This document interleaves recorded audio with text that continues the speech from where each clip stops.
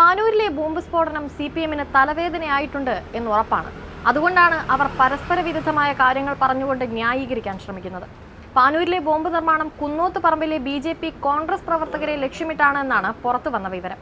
ആദ്യഘട്ടത്തിൽ വടകര UDF സ്ഥാനാർത്ഥി ഷാഫി പറമ്പിലിനും കണ്ണൂർ സ്ഥാനാർത്ഥിയും KPCC പ്രസിഡന്റുമായ K സുധാകരനുമെതിരെ പൊട്ടിക്കാനാണെന്നുമൊക്കെ വിവരങ്ങൾ പുറത്തു വന്നിരുന്നു. അതായത് CPM അവർ എന്തിനു വേണ്ടിയാണോ ബോംബുണ്ടാക്കിയത് ആ രഹസ്യം പുറത്തു പോകാതിരിക്കാൻ മറ്റൊരു കഥ മെനഞ്ഞു എന്നർത്ഥം. EDയും SFIയും കേരളത്തിൽ കാലുകുത്തിയതോടെ മുഖ്യനും മകളും ഏത് സമയവും അറസ്റ്റിലാകുമെന്ന് പാർട്ടിക്ക് ഉറപ്പുണ്ട്.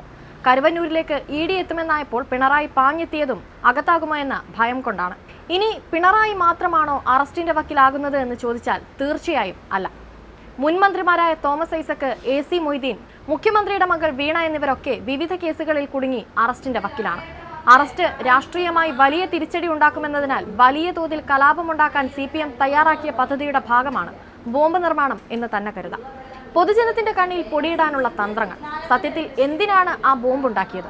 എന്തിനാണ് സ്ഥലം MLA അവിടെ പോയത്? എന്തിനാണ് പിണറായി വിജയനും MV ഗോവിന്ദനും രക്ഷാപ്രവർത്തനം എന്ന് പറഞ്ഞ് ന്യായീകരിച്ചത്?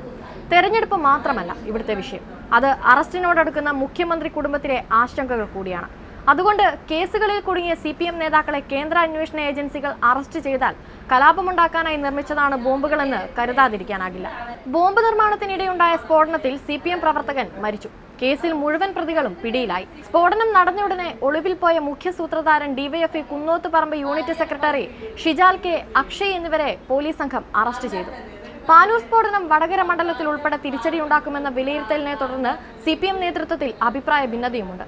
ഇത് വടകരയിലെ ശൈലജയുടെ തെരഞ്ഞെടുപ്പ് സാധ്യതകളെ പ്രതികൂലമായി ബാധിക്കും. വടകര പാർലമെന്റ് മണ്ഡലത്തിൽ CPM സംസ്ഥാന കമ്മിറ്റി അംഗമായ P ജയരാജനാണ് തെരഞ്ഞെടുപ്പ് പ്രചരണത്തിന് ചുക്കാൻ പിടിക്കുന്നത്. അതുകൊണ്ട് തന്നെ പാർട്ടി പ്രവർത്തകർ നടത്തിയ ബോംബ് നിർമ്മാണത്തെ ചൊല്ലിയുള്ള വിമർശനങ്ങൾ ഏറെയും വിരൽ ചൂണ്ടുന്നത് TP ചന്ദ്രശേഖരൻ വധക്കേസും CPMന്റെ അക്രമ രാഷ്ട്രീയവും ചർച്ചയാകുന്ന വടകര മണ്ഡലത്തിൽ ഇരുട്ടടിയായി മാറിയിരിക്കുകയാണ് പാനൂരിലെ സ്ഫോടനവും.